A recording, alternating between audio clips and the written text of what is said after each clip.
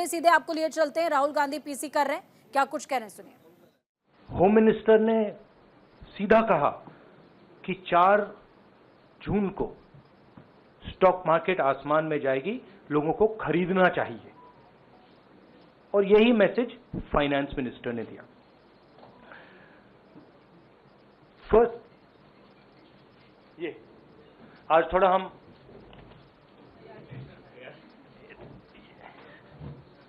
तो ये क्रोनोलॉजी है।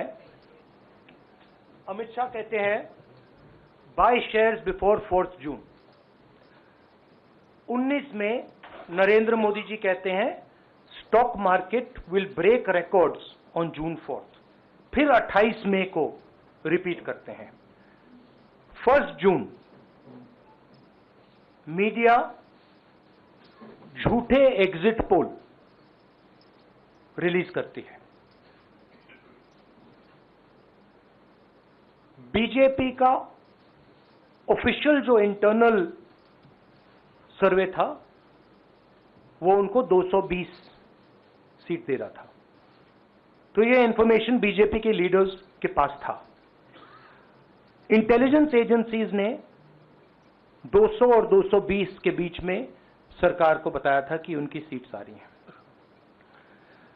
3 जून को स्टॉक मार्केट सारे रिकॉर्ड तोड़ देता है और 4 जून को खटाक से स्टॉक मार्केट अंडरग्राउंड चला जाता है। अगला स्लाइड दिखाइए जरा। ये देखिए 31 मई massive stock activity, more than double what was there on 30th, more than double what was there on 29, 28। ये अनोमली देखिए। ये कौन लोग हैं? ये वो लोग हैं जो जानते हैं कि कोई ना कोई घपला हो रहा है। हजारों करोड़ रुपए यहां पे इन्वेस्ट हुए हैं, फॉरेन इन्वेस्टर्स ने इन्वेस्ट किए हैं, और उसके बाद 30 लाख करोड़ रुपए का लॉस होता है। किसका लॉस होता है? रिटेल इन्वेस्टर्स का लॉस होता है। तो ये जो आप देख रहे हैं हिंदुस्तान की स्टॉक मार्केट की हिस्ट्री का सबसे बड़ा स्कैम है, और इसके बारे में हम कुछ सवाल पूछना चाहते हैं। पहला सवाल, why did PM&HM give specific investment advice to the 5 crore families investing in the stock market? Is it their job to give investment advice? Second, why both interviews were given to the same media house owned by the same business group, which is also under SEBI investigation for manipulating stock market? Third, what is the connection between the BJP, the fake exit pollsters, and the dubious foreign investors who invested 1 day before the exit polls were announced and made a huge profit at the cost of 5 crore families? We demand a JPC into this. We are absolutely convinced that this is a scam. Somebody has made thousands of crores of rupees at the cost of Indian retail investors, and the Prime Minister and the Home Minister have given an indication to buy. And this is a criminal act. So we demand today a joint parliamentary committee to investigate this. मैं हिंदी में बोल देता हूं। प्रधानमंत्री ने देश की जनता को इन्वेस्टमेंट एडवाइस क्यों दी, और 5 करोड़ परिवारों को जो इन्वेस्ट करते हैं उनको प्रधानमंत्री ने, होम मिनिस्टर ने स्टॉक खरीदने का आदेश क्यों दिया? दूसरा, दोनों इंटरव्यूज जो किए गए थे वो अदानी जी के जो चैनल्स हैं उनको दिए गए थे। उन पर सेबी का इन्वेस्टिगेशन हो रहा है, तो उन चैनल्स का क्या रोल है,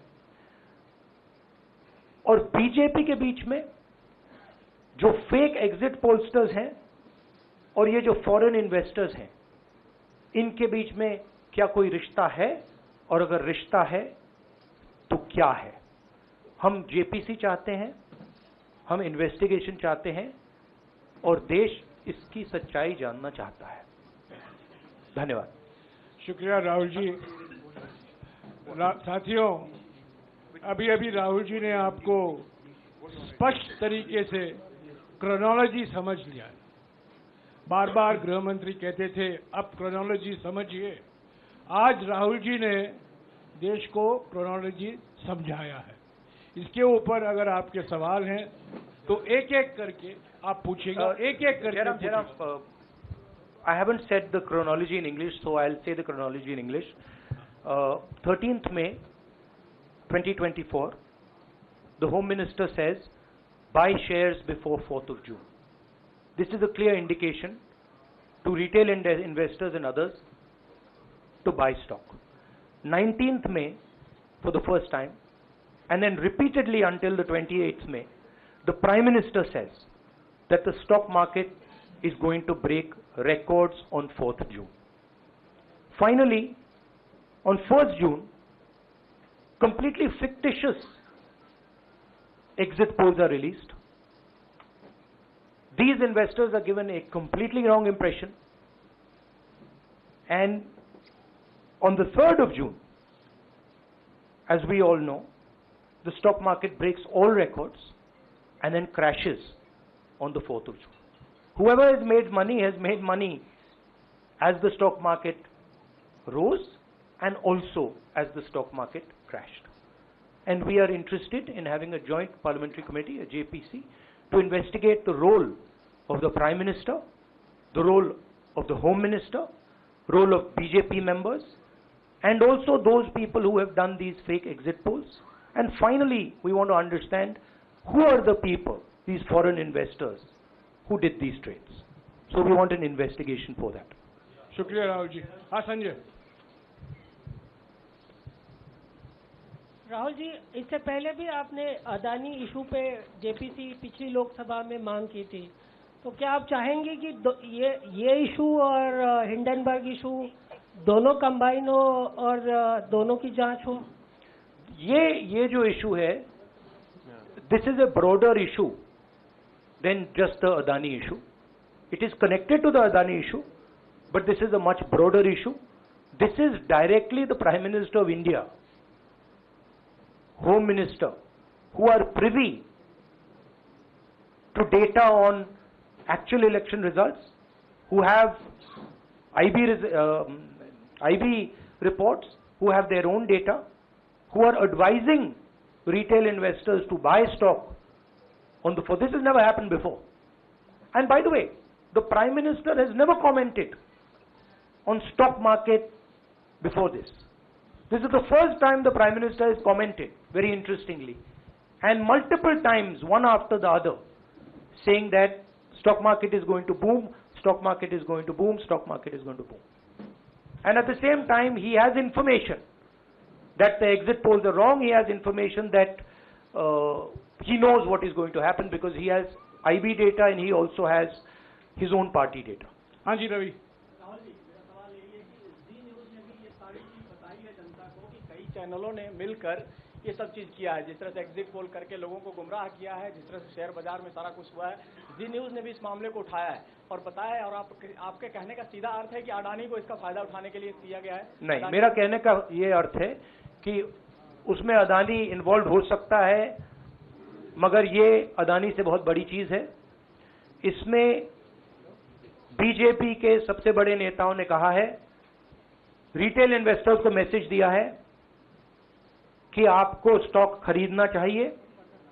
उनके पास इंफॉर्मेशन थी कि एग्जिट पोल्स गलत हैं, उनके पास इंफॉर्मेशन थी कि बीजेपी को फुल मेजॉरिटी नहीं मिलने वाली है, और वो जानते थे 3 जून को और 4 जून को क्या होने वाला है। कितने का 30 लाख करोड़ का नुकसान हुआ है, कितने का? 30 लाख करोड़ रुपए का नुकसान हुआ है और हजारों लाखों करोड़ रुपए का चुने हुए लोगों को फायदा हुआ है। और हम इंक्वायरी चाहते हैं प्रधानमंत्री पर, होम मिनिस्टर पर, जिन्होंने एग्जिट पोल किया उन पर, और ये जो फॉरेन इन्वेस्टर्स हैं उन पर। हाँ शेमिन,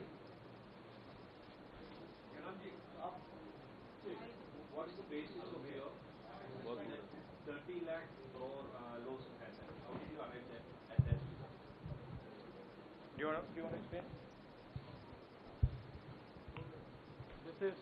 This is based on the value, market value of all the companies the day before the results came, and the market value of the stock markets of all the companies at the end of the day on results.